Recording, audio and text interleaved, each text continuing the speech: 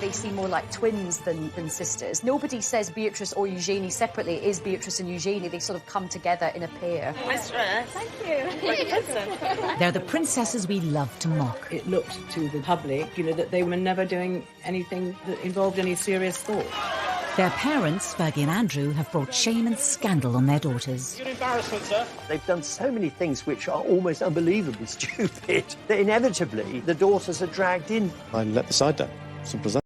The 9th and 10th in line to the throne have been subject to ridicule in the media. We've had almost as many hats as we've had holidays, and just like our holidays, most of them have been free. Beatrice was widely mocked for her Philip Tracy hat, which was compared from everything from a pretzel to a Lucy. They've been accused of extravagance and privilege. Beatrice famously had about 15 holidays in a year in which she was supposed to be working.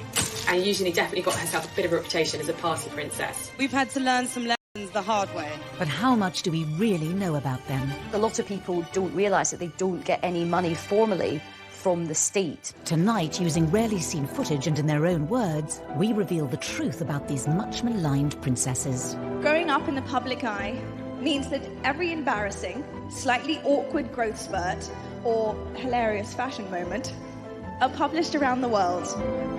Now happily married and with the birth of a baby boy for Eugenie, we ask whether they've finally managed to free themselves from their parents' controversial shadows. I think there is a lot about the York sisters to be celebrated. Are they pampered princesses? I don't think they are at all. I think they're the reverse.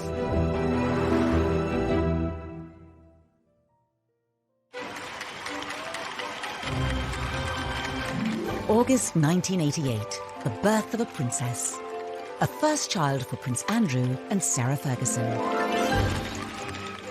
There was huge euphoria. Everyone was just delighted that there was another royal baby, and they came out of the hospital and posed outside. From all the papers of London, congratulations to Her Royal Highness on the birth of a baby girl. It was kind of national jubilation because here was the first royal princess since Princess Anne. Princess Beatrice Elizabeth Mary, blissfully unaware of tradition or ceremonial, took over the proceedings. She was startlingly well behaved, but she did seem to have a sense of occasion. The name Beatrice was really, it was Queen Victoria's daughter, Beatrice, that she was named after. She's Beatrice Elizabeth Mary. So Beatrice has the names of all English queens since 1910.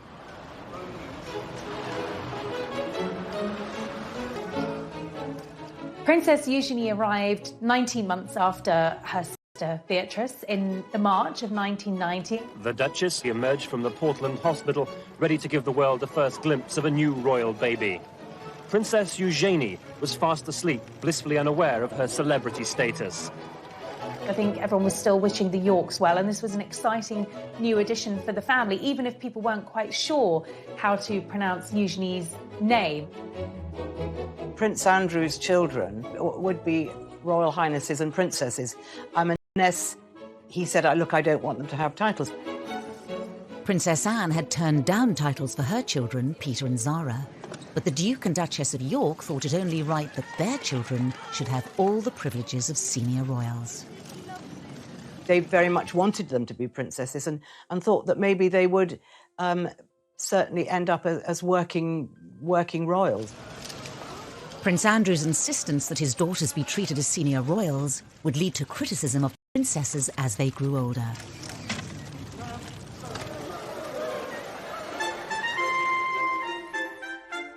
But to really understand the attacks on Beatrice and Eugenie, you have to go back to the marriage of their parents. It was very much the fairy tale, and I think the British public bought into it.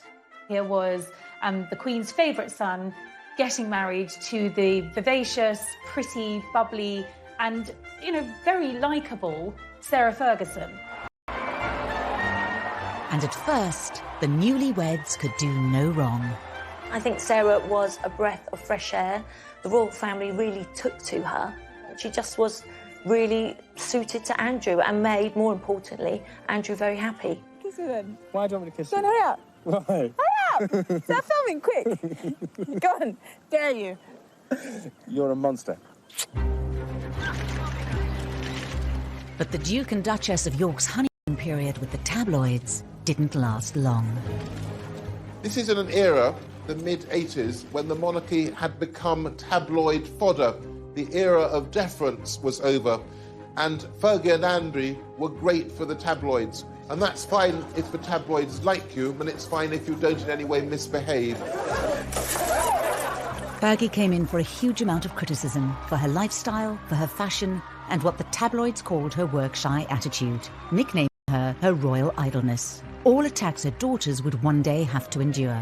There was a time where she could do no right with the press. Sarah would come in gung-ho, maybe not in the right outfit, maybe say sometimes the wrong things, and the press sort of then started to really pick on her. Eugenie spent a privileged childhood at Sunning Hill, the estate given to Prince Andrew by the Queen as a wedding gift. They had built this rather extravagant, very modern palace, which was famously likened to South Fork in the Dallas TV series, and it obviously became known as South York. So their early days were spent there.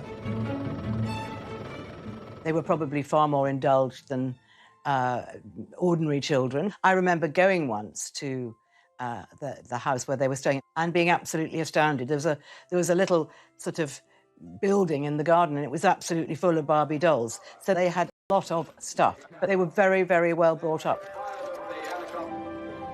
Beatrice and Eugenie were also doted on by their grandparents.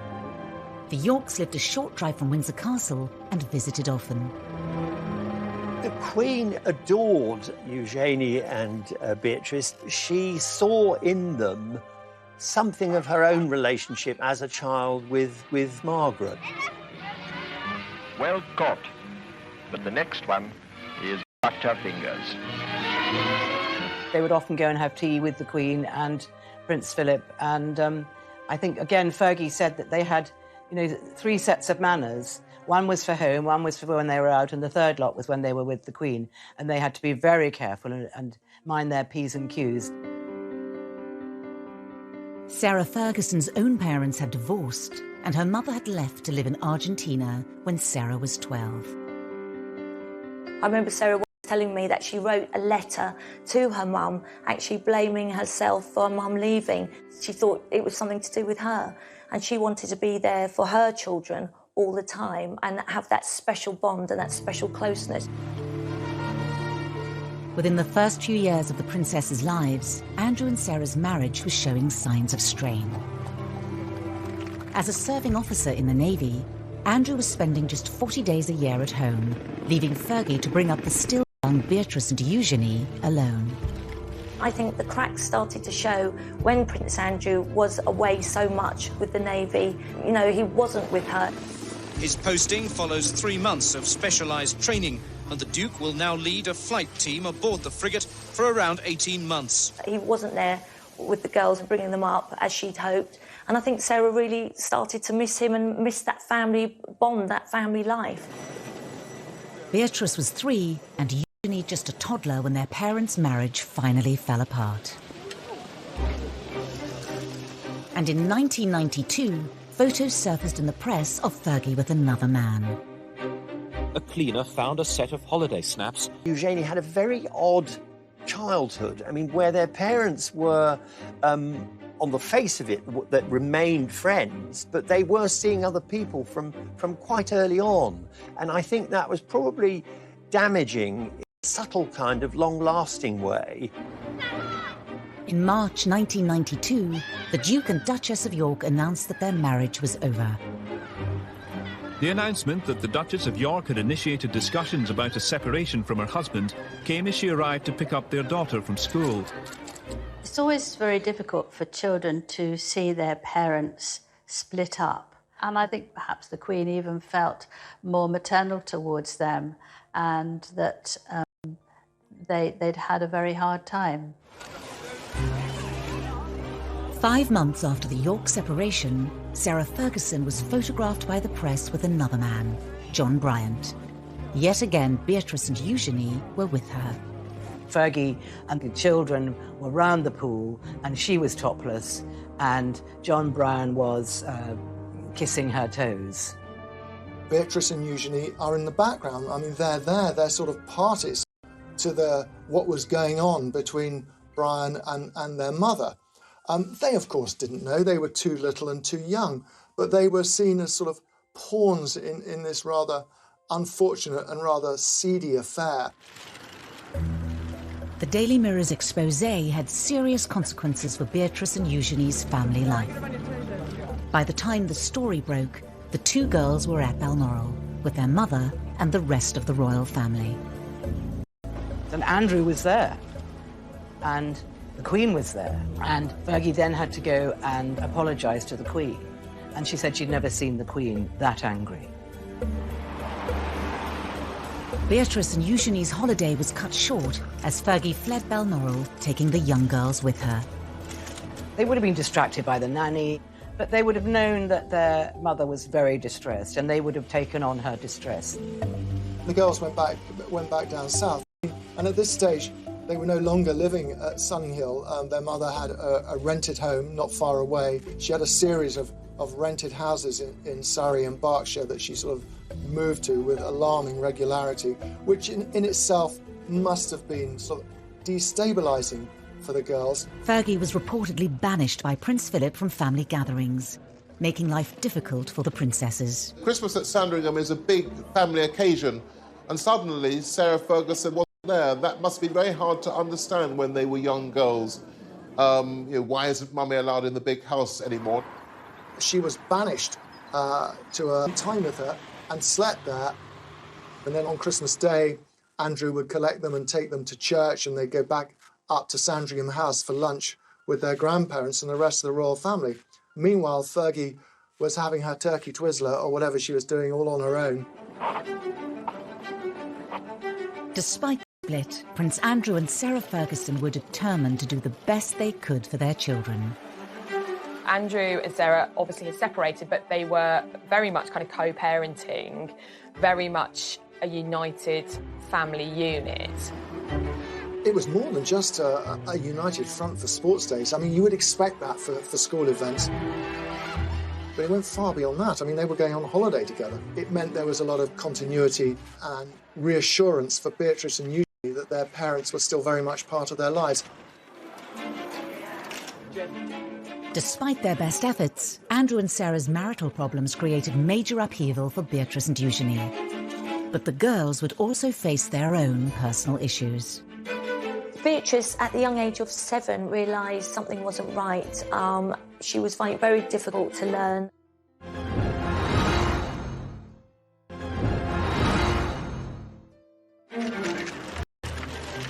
Beatrice was 7 years old and Eugenie 6 when their parents' divorce was finalised in 1996. Needing to pay off debts of more than £1 million, their mother took work in the United States. Their mother was spending a lot of time in the States, really trying to clear off an enormous debt that she'd accumulated, from TV projects to book projects. You know, Sarah was literally trying to do anything she could to get herself out of spiralling debts. Their lives were regulated by the school terms, which was probably a very good thing. So I think that they didn't suffer in any way from the fact that their mother had to go and earn money and had to spend a lot of time in New York. But as her mother was increasingly away, Beatrice was facing up to her own difficulties. She'd been diagnosed with dyslexia. Beatrice, at the young age of 7, realised something wasn't right. She was finding it very difficult to learn, and she was worried she was going to get teased from others and wouldn't fit in. Beatrice would later speak movingly of the condition in an interview for the charity Made by Dyslexia. I remember we had different coloured books to describe how far away your reading levels had got to. And I was always on the white books. My best friends were always on the yellow books or the green books. They were so far ahead. And I think at that stage, those moments of doubt just pop into your head. I'm not good enough. I'm not smart enough. I'm not. Why am I not like the others? By Ascot. I think Sarah felt it very important that Beatrice was made to feel very secure and that her mum was just round the corner if needed. But there were further issues for the family to deal with. Princess Eugenie As she started to grow and develop, her parents noticed that there was something slightly different, slightly wrong in the way that her spine was developing. So she started a number of tests and went through a number of specialists. It really worried her. It worried her about her growth. It worried the whole family. It was a very sort of scary time. At 12, Eugenie was diagnosed with scoliosis, curvature of the spine. She needed 8 hours of surgery, speaking out about it later to raise money for the hospital that treated her. I had scoliosis of the spine, which my mum found. They put metal rods in my neck and 8-inch screws up my back, which have now fused together and keep me straight. She makes private visits to see patients, and I understand that she writes to many child patients who have to undergo the same thing as her to say, look, I had it done, best decision in my life. Yes, it was tricky. Yes, I had to wear a back brace, but the upshot of that is that I'm able to ride, I'm able to walk, I'm able to ski, I'm able to lead a completely active life. In their young lives, the princesses had coped with the public scandals surrounding their parents and their private battles. There would be further struggles ahead as they carved out new roles for themselves. But uniquely, they always faced these challenges together. They're very close friends and very close sisters, but they're very different personalities. Beatrice is perhaps a more formal and more reserved.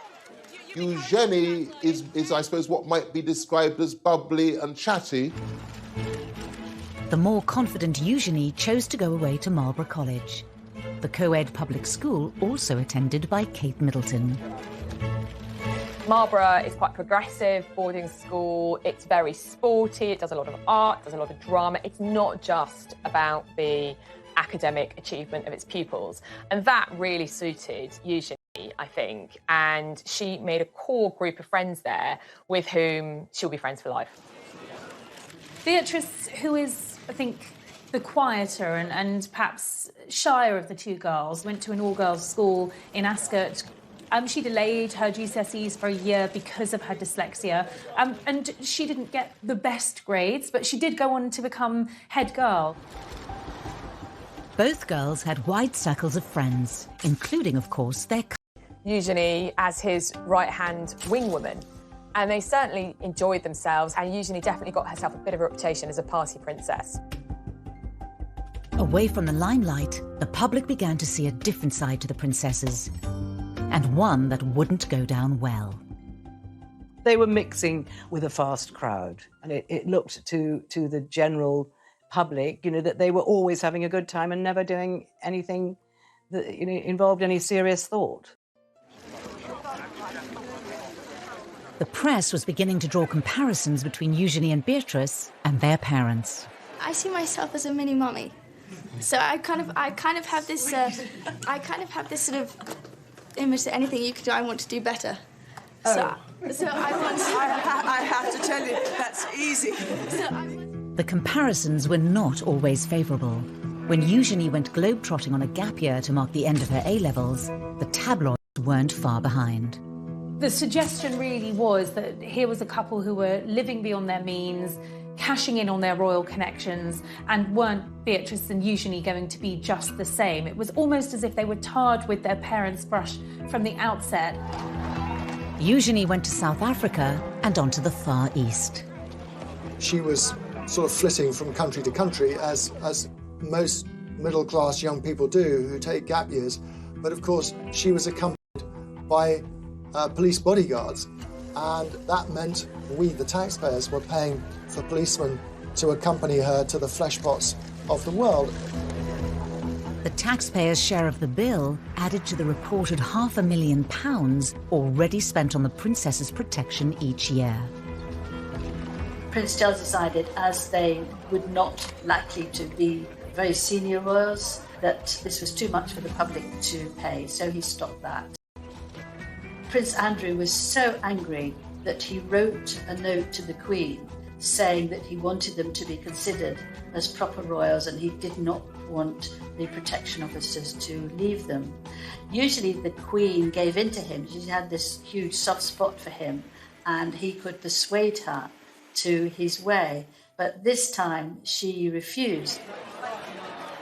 Written off as pampered princesses, Eugenie and Beatrice tried to keep a low profile.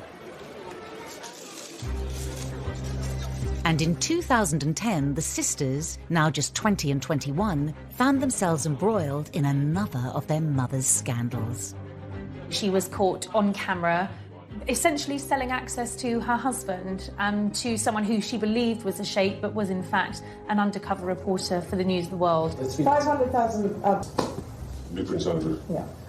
Is that a deal? Yeah. It was a nightmare for Sarah Ferguson. It was a nightmare for her children. It was just a sort of a nightmare for everyone. Beatrice was with her mother when the phone call came, warning them that the News of the World was publishing the exposé. Beatrice, who was at a party held by Naomi Campbell, the model, just kept asking her mother, how did this happen?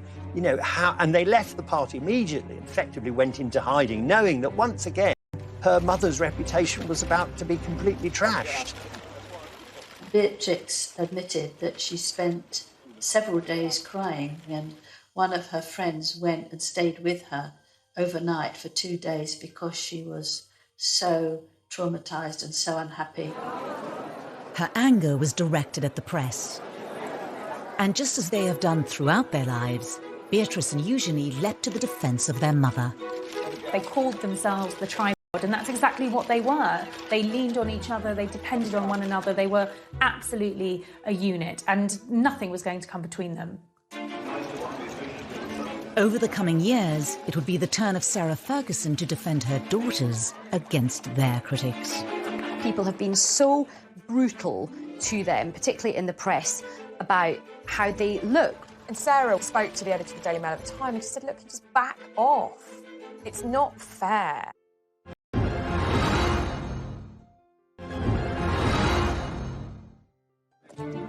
Prince Andrew's insistence that his daughters receive royal titles at birth immediately put them under the glare of the world's media. As young girls growing up, Beatrice and Eugenie had less of a place in the spotlight than William and Harry, but so there was still a lot of press interest in Beatrice and Eugenie. This, along with the scandals and embarrassments that have engulfed their parents, has meant Beatrice and Eugenie have also been in the firing line. The whole family is seen as a soft target because the parents particularly have made so many, mistakes is being generous, that inevitably the daughters are dragged in. I think there are times when it looks as though the girls are just being knocked because it's turned into something of a national sport, and particularly when it comes to their fashion sense. The two princesses have become renowned for their bold designer outfits.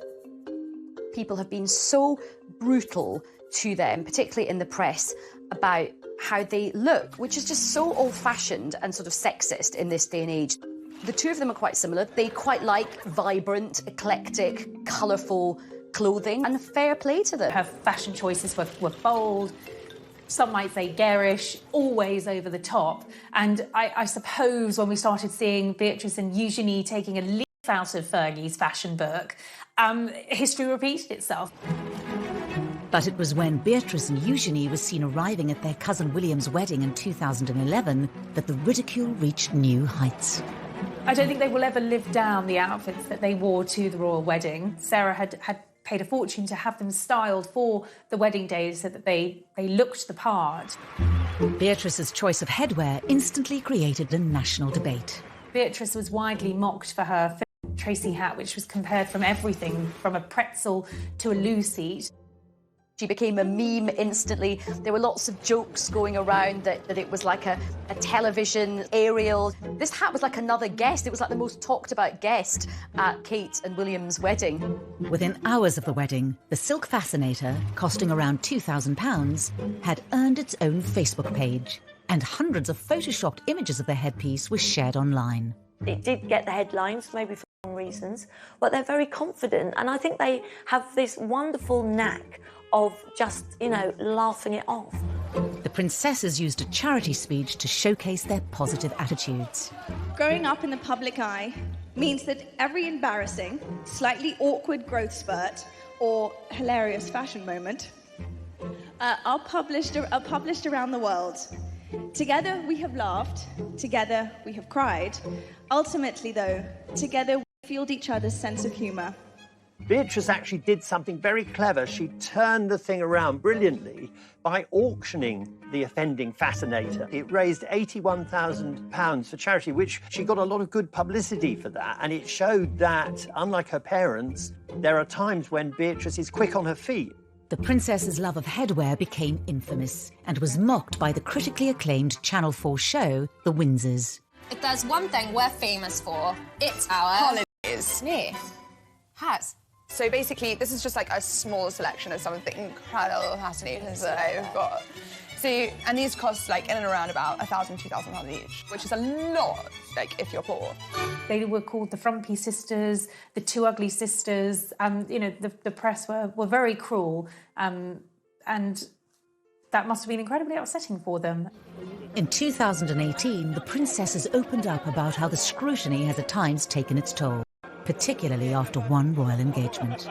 They spent an hour or two in Buckingham Palace meeting dozens and dozens of people doing the royal job, and suddenly a story drops criticising their appearance and their clothes. They'd been so badly treated. Even Beatrice's weight was criticised when she was just 19, proving once again that life in the spotlight came with serious downsides. Beatrice was pictured on a beach in a bikini, and those pictures were published in all of the newspapers.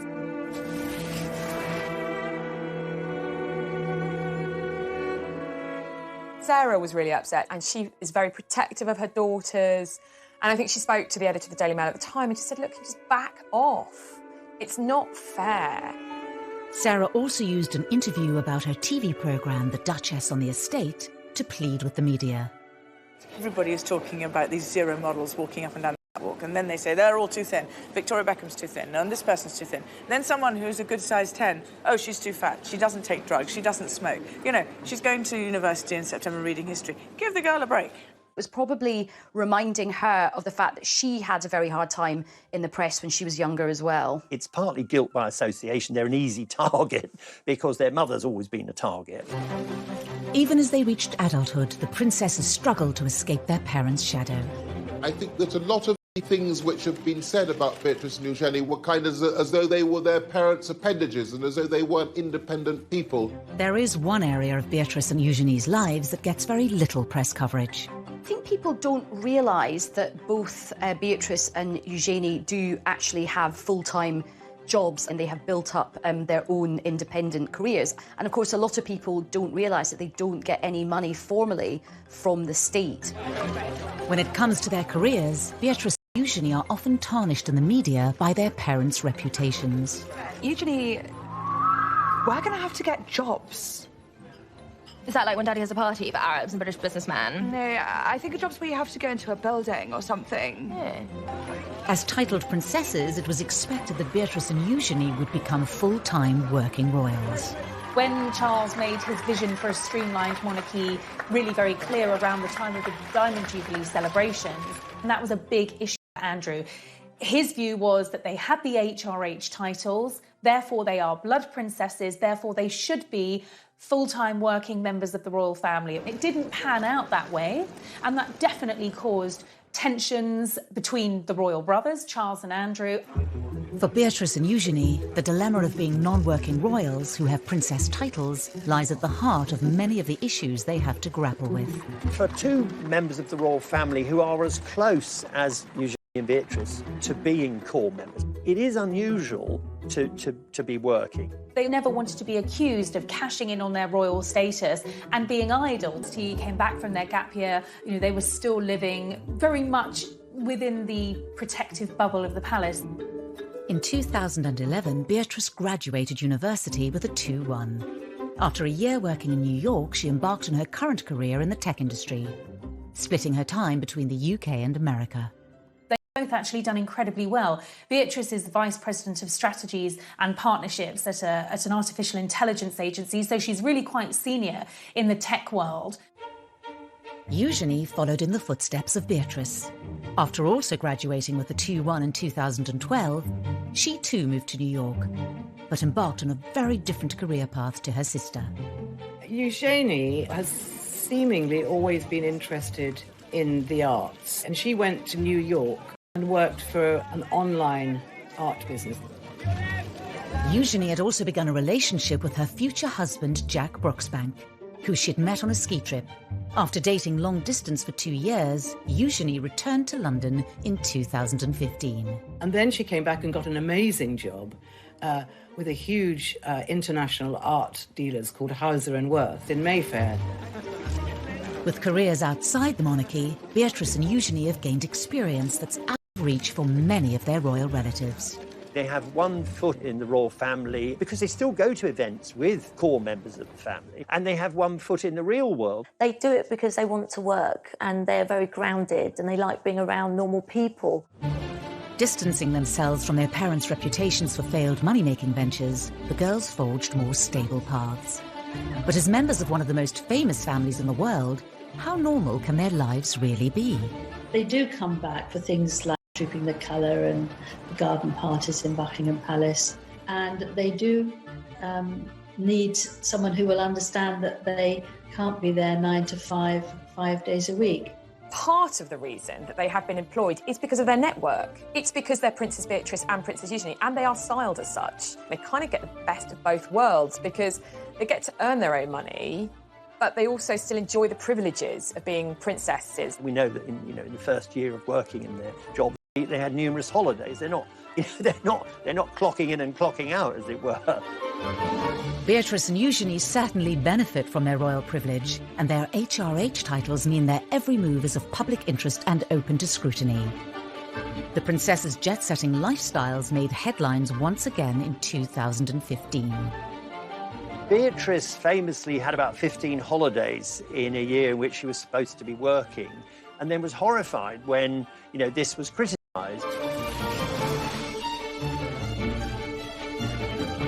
Is happy, then that's absolutely fine. And the same applies to Eugenie.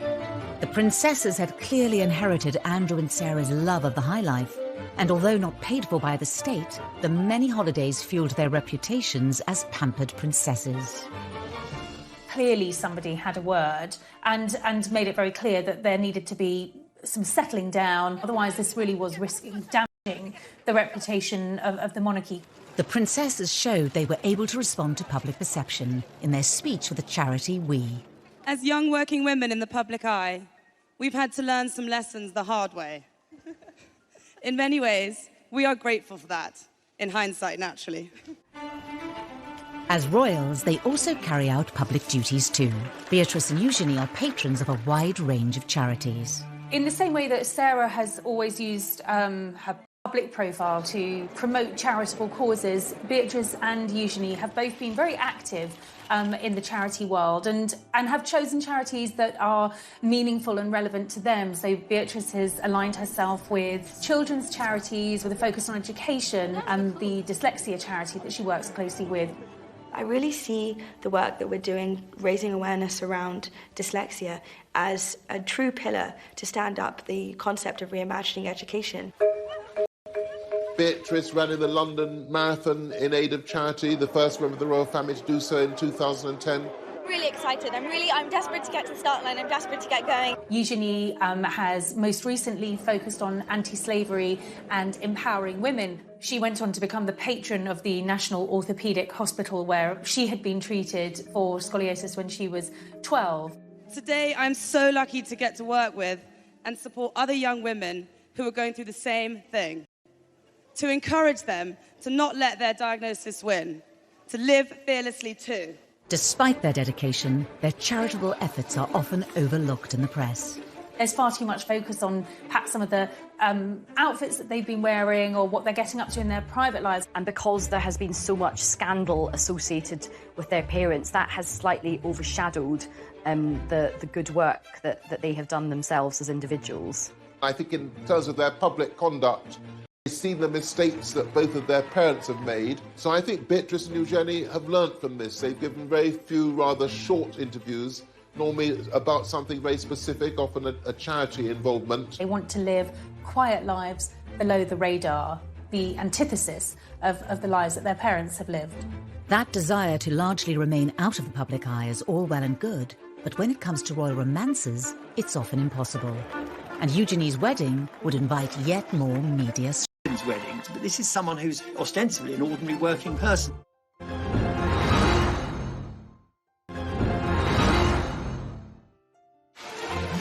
The world's media love a royal romance. As the tabloids fixated on Prince William's relationship with Kate Middleton and Prince Harry's rumoured girlfriends, love was blossoming under the radar for Prince Eugenie and Jack Brooksbank. It was something they talked about in a rare TV interview watched by millions on the BBC's The One Show. We were skiing, weren't we? Verbier. In a friend's place in Nendas, next to Verbier. We were skiing, which was amazing. Love at first sight. Was it? For the pair of you? We met when I was 20 and Jack was 24 and fell in love and we had the same passions and drive for life. They were introduced through mutual friends. He was 4 years older than her, got into Stowe School, came from a good background. What a lovely couple, great fun. Jack is just very relaxed, very normal. They both like to have a sort of late night, have a few drinks, and it was just an instant chemistry and attraction.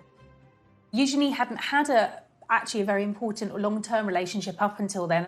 They dated for 7 years before they got married. Although not from an aristocratic background, Jack mixed in the same circles as Eugenie. They've got similar mutual friends. Jack gets on well with Prince Harry, and Sarah absolutely adored Jack, as did Beatrice, and he just seemed to fit in with the family so well. When they met, Jack was working at Mahiki nightclub, where Eugenie enjoyed nights out with Beatrice and her cousin Harry. He works in hospitality, and he is a brand ambassador for a tequila company, Casamigo, and he didn't go to university, he actually went straight into the trade of hospitality. And even Jack couldn't escape being mocked in the Windses. Hello, Beatrice. Hi, Jack. I'm just off to work. Have a good day, darling. Tequila. Shot. Eugenie and Jack announced their engagement in 2018.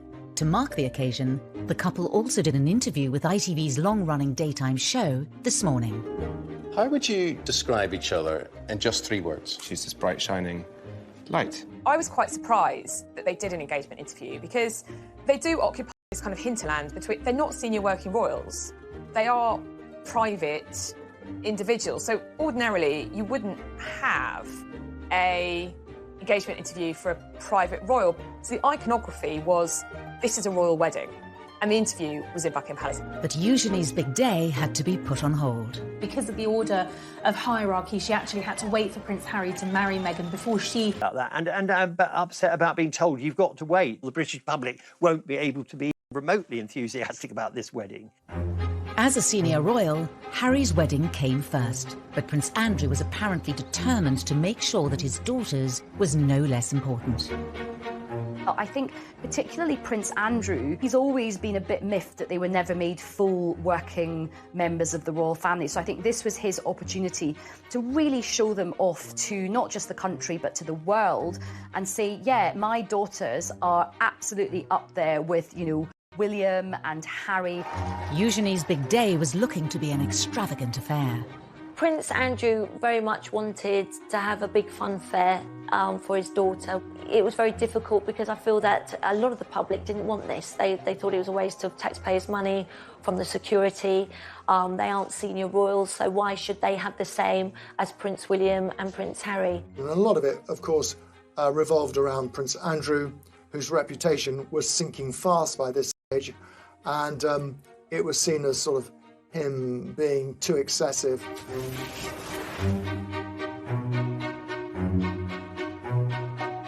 The reception wasn't footed by the taxpayer, but it was thought that all in all that the whole wedding would have cost between about £2 million, £2.5 million, and it was felt that quite a big chunk of that would have been for security. Eugenie already seemed to be an easy target in the press because of her parents' reputations, but the excessive nature The wedding opened her up to serious scrutiny. She was once again branded the pampered princess. It was Eugenie trying to compete in glamour with Harry and Meghan's wedding. But this is someone who's ostensibly an ordinary working person. And it kind of highlights this slightly problematic tightrope that both princesses have to walk, in that they are royal princesses, but yet they're not working members of the family. The wedding went ahead as planned. On 12th of October 2018, Princess Eugenie and Jack Brooksbank were married at St George's Chapel, where Harry and Meghan had wed earlier that year. I don't think any of us quite knew what to expect of this wedding. Were the crowds going to turn out for this big day? It actually was a great success. The crowds were out. Eugenie wanted the big fairy tale wedding at Windsor Castle, and that was what she got. When it came to numbers, Eugenie and Jack did certainly outdo Harry and Meghan, with 200 more guests at their nuptials. The wedding was huge. I mean, I think there were 800 guests, but Fergie has a lot of friends and she loves parties, and she loves organising parties, and it was never going to be small. Among the 800 guests were many well-known faces. Eugenie and Jack's wedding was a royal wedding, like no other, quite simply because famous people who aren't just famous people, they are her friends. There was Naomi Campbell, Cara and Poppy Delevingne, Demi Moore, Robbie Williams was there. In fact, Robbie Williams' wee girl was one of the Flower Girls.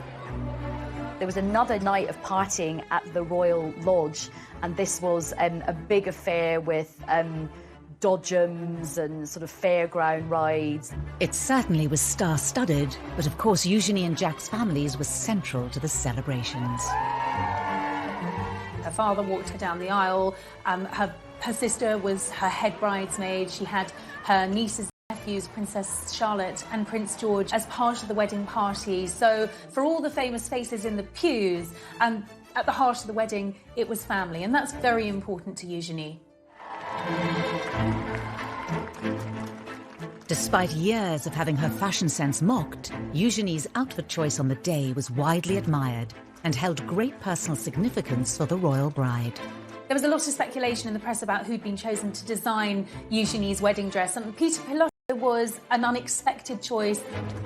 But the dress was beautiful. It was very different to anything we'd seen a royal bride wear, in that the back was deliberately low cut. And Eugenie later explained that she'd deliberately chosen that style to show off the scar from when she'd had her operation as a 12-year-old girl to correct the curvature of her spine. And the other thing is that she was wearing this beautiful tiara with emeralds in it, which was lent to her by the Queen. The tiara from the Queen was to show the strength and the closeness of their relationship. Whilst the weddings of Harry and William were broadcast to the world on the BBC as well as other channels, Eugenie's was not, which reportedly caused more angst for Andrew. His people asked the BBC if they would televise it, and the BBC said no. In the end, the ceremony was broadcast on ITV in an extended episode of This Morning, watched by 3 million people. There'll be a few more people than most people have. There are a few more than Harry had, but that's just the nature of Eugenie and Jack. They've got so many friends that they need a church of that size to fit them all in.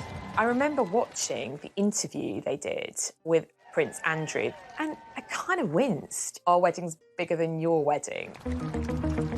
Despite all Andrew and Sarah's efforts to ensure all eyes were on their daughter, attention once again turned back to Harry and Meghan.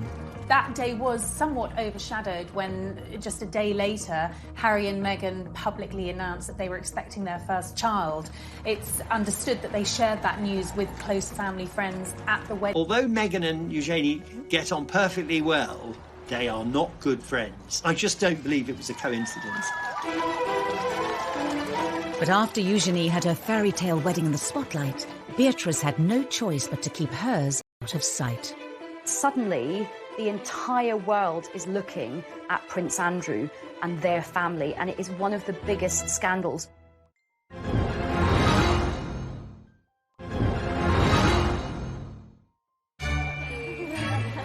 Thank you. Before Eugenie's marriage in October 2018, many had expected that older sister Beatrice would have been the first to walk down the aisle with long-term boyfriend Dave Clark. They were introduced through Prince William. Dave's a very charismatic guy, very popular. Sarah and Andrew adored him from the minute Beatrice brought him home. She's a very conventional young woman, so she wanted to get married. And it became clear, despite pressure from Beatrice, that Dave Clark didn't want to marry her. With no marriage in sight, the relationship came to an end in 2016. I think that for Princess Beatrice, she'd invested 10 years of her life with a man that wasn't going to marry her, so that is a difficult situation for any young girl to be in. But a little over 2 years later, Beatrice found love again, after spending time with friend of the family, Edoardo Mozzi. They've known each other for a long, long time. However, they were reacquainted at Princess Eugenie's wedding. This was a courtship that moved very quickly, certainly compared to her previous relationship. Just a year after they started seeing each other, Edoardo proposed. Beatrice's engagement to Edoardo Mozzi was really, really happy for Fergie and Andrew, because Fergie has known the family for a long time, so it couldn't have been happier for her. 36-year-old multimillionaire Mozzi made his fortune as a property developer after studying politics at Edinburgh University. He is of Italian heritage with an English mother, was brought up in England, and is a successful, talented, young professional man. After the engagement was announced, the date of the wedding was set for late May. Beatrice knew she wanted a smaller wedding. She didn't want the big wedding at St George's. You know, she'd watched Eugenie have this fabulous celebrity star-studded wedding and had loved that wedding, but it wasn't the wedding that she wanted. It was a step change in the position of Prince Andrew, who'd previously insisted that his daughter should have the biggest and best of everything. He made no bones about it. His children are the granddaughters of the Queen. That gives them a served wedding that Harry had enjoyed and that other members of the royal family had had over the years. Beatrice's wedding to Edo Mozzi was always planned to be a smaller affair than Eugenie's wedding. You just couldn't do the same thing again. There'd been too many criticisms. And more than that, of course, we were in a year where, well, to put it delicately, Andrew was once again in the most awful trouble. A scandal which had engulfed Prince Andrew for more than a decade hit the front pages once again and threatened to overshadow Beatrice's wedding day. The Yorks have gone through so many scandals, but by far the most damaging has been Andrew's relationship, his friendship with the late paedophile Jeffrey Epstein. It was kind of viewed that when a putative date in May was set for Beatrice's wedding, the firm, the palace machinery, were quite concerned with how it would look because they didn't want a massive kind of celebration a la Harry and Meghan or William and Kate because they thought it would be inappropriate. Andrew has strongly denied the accusations made against him. In an attempt to draw a line under the affair and clear his name, he agreed to do a rare interview with the BBC inside Buckingham Palace. The Newsnight interview, which apparently Beatrice got slightly involved with because she thought they could sort it out. But of course it just got worse. Do you regret that trip? Yes. Do you regret the whole friendship with Epstein? Now, still not. The whole thing was just such an unmitigated disaster. So I'm sure she felt upset for herself watching it, really, really protective of her father. She probably felt angry at the BBC. It would have been heartbreaking for her, really, because her parents had relied on her advice for many other things. And this time she was in a very difficult situation and she went against her instinct. I wonder what effect all this has had on your close family. You've got daughters of your own. It has been what I would describe as a constant sore in the family. She wanted the right thing. She wanted her dad's name to be cleared. She believed in her dad. Anything she could do to try and save her father and also to save her wedding day. Their father was taken out of frontline royal duty, making a public wedding difficult. It was still going to a royal wedding. No decisions have been taken over whether to, of course, the COVID-19 pandemic threw everything up in the air. As the country went into lockdown, the wedding was postponed. Everyone felt so sorry for Beatrice because she was the one that, kept having to change her plans. And of course, this is a virus that doesn't discriminate in terms of class or privilege, and it doesn't matter if you are 9th in line to the throne, you still have to obey the same rules as the rest of us. But just 2 months later, in a move that shocked everyone, Princess Beatrice married in secret. These beautiful photos of the happy couple are the only official record of the day. COVID, in a way, lessened the embarrassment of a wedding at which Andrew had to virtually be brought in a sack because he was in such disgrace. Princess Beatrice managed to pull off something no modern member of the royal family has done. She managed to get married in secret, away from the prying eyes of the press and the long lenses of the pesky paparazzi. It ended up being in actually one of the most beautiful places in England, which is the chapel in the grounds of Royal Lodge, where the Queen worships every Sunday. The Queen was heavily involved in the wedding, even lending Beatrice a modified version of a vintage dress by Norman Hartnell that she herself had worn to a film premiere in 1962. It was just stunning. She looked absolutely beautiful. I think you can see that the Queen really does hold Beatrice very fondly. The Queen also offered her the tiara she'd worn on her own wedding day, in another clear sign of support for her granddaughter. For all the people who criticised her about all her outfits, she really had the last laugh because she looked absolutely box office. The restrained nature of the wedding was well received by the press and the public. It was rather heartening to see the pictures, and I thought this is a very good way of dealing with Andrew's fall from grace, dealing with the pandemic. In a video announcing the winners of a drawing competition for the Forget-Me-Not Hospice, Beatrice talked for the first time in public about the wedding. Do you think this might be my wedding? Because I had a chance to get married this summer and it was so much fun. But I'm not sure I looked as smart as Russell Bear does in his outfit. Beatrice and Edo were actually very happy that it happened that way. It was very private, it was all very low-key, which is exactly what Beatrice and Edo wanted. With both princesses happily married, the birth of a new baby for Eugenie heralds a new generation for the House of York. Principally, it means some good news for the House of York. Andrew becomes a grandfather for the very first time at the age of 61. I think he's thrilled, as is Fergie.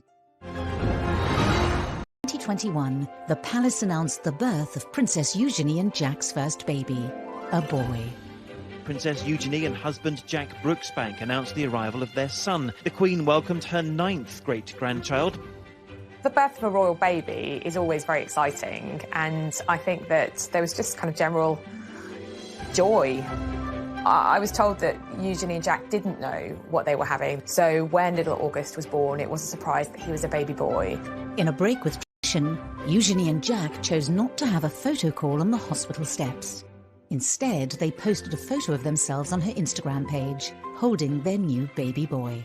Royal babies, when they're first presented for their inaugural photo call, because that's what happens with a royal baby, they're usually swaddled up in a white blanket, something neutral, but Eugenie and Jack chose a blue blanket. Blue for a boy seems entirely appropriate, but it was a slight break with tradition. When it came to choosing names, Eugenie, like her mother, looked to her Victorian ancestors. She actually gave him very royal names. August is after Prince Albert, the husband of Queen Victoria, and Hawke is after Jack's great-great-great-great-grandfather. Philip, of course, after Eugenie's grandfather. Unlike his mother, Princess Eugenie, August will not have a royal title, and the chances of him ever becoming king are extremely remote. Eugenie's new baby will be number 11 in the royal line of succession. Unfortunately, he won't remain there long, because once Prince Harry and Meghan give birth to their second child, August will bump down to number 12. Up until the birth, both York sisters continued their work with the charities of which they're patrons, even under lockdown, hosting an awards evening over the internet for the Teenage Cancer Trust. We wanted to let you all know that You're not all nominees, you're all winners. I think we can see the great work these girls do, that even with this pandemic that we're all in, it was so amazing and so special for those that were winning these awards. So thank you so much for sharing today and for doing all that you can to support young people and Teenage Cancer Trust. They've tried to tell people their own ways of managing very difficult things and also to, I think, inspire them. Beatrice has been an ambassador for the Forget-Me-Not Children's Hospice for more than 8 years, and during isolation sent a heartfelt message of encouragement to the young people and families who were supported by the charity. I know that this is an incredibly challenging time, especially for those living in isolation, not receiving that face-to-face support, which is delivered by the incredible nurses and staff at the hospice. In their spare time alongside their full-time jobs. This dedication appears in stark contrast to their portrayal as spoilt and brash princesses in the media. So they may have had criticism because people didn't like their hats, which is fairly absurd. They see themselves as having a duty to the Queen to be good princesses for the rest of their lives and to do great charitable work and support the country and the Queen. I don't ever hear anything unpleasant about them. Everybody that meets them says how charming they are, which is really nice. And nice for Fergie too, because at least she's done something right. Throughout the scandals and deep embarrassments, the York princesses have remained loyal to their disgraced parents. Prince Andrew and Sarah have the most amazing relationship. It was one of the happiest divorces I've ever known, and they get on so well, and they even live together. Their parents are always in the papers, usually on the receiving end of pretty negative headlines. And I think to a degree, the girls have been tarred by the same brush. I think they've been in a very difficult position. They have had the burden of the HRH title whilst trying to create independent lives for themselves. I think sometimes it might be nice to see them celebrated for some of the good things that they do. We're working on it. Thank you for talking to us. Thank you. So it's as if everyone's waiting for them to make a bigger blunder. You know, the parents have been a godsend to the newspapers for 30 years. You just have to wait, and they'll do something even worse than the last thing that they did. But I don't think the daughters will do that. The York family have created their own sort of fortress against all the sort of slings and arrows that have been thrown at them. And I suspect that Beatrice and Eugenie just get on with their lives. And I think now that they're married, they've got so many other things going on that they're able to do this. Both women want to have a happy marriage that, frankly, their parents didn't have. They don't want to go through what their parents went through in the spotlight. They want to live quiet lives below the radar, the antithesis of the lives that their parents have lived. Beatrice and Eugenie have worked hard to balance two very different lifestyles and carve out a modern role for themselves in the royal family, something that other members have been unable to achieve. I think actually that Beatrice and Eugenie have been very successful in combining their royal persona with their ordinary working persona. And they seem to have kind of struck the right note with that. I think that both of them are able to be in the modern world and are both able to bridge the world and the occasional formality of the royal family with the modern world of work. Could a more prominent role for the royal princesses beckon? We've lost Harry and Meghan from the royal firmament.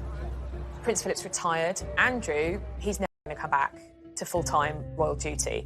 So effectively, you've lost 4 senior members of the family: Philip, Andrew, Meghan and Harry. That does leave a void.